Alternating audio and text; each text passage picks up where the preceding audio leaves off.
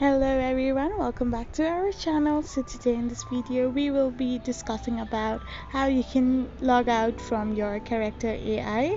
So without wasting any of the time, let's get straight into the video. So first of all you need to do is scroll through your home page and open up your character AI app.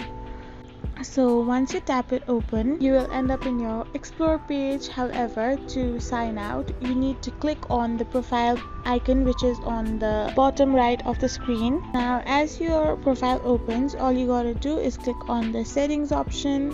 Once all your settings open, you can see several options there. However, you have to simply click on the sign out option. Once you click on it, you will be signed out from your account in few seconds.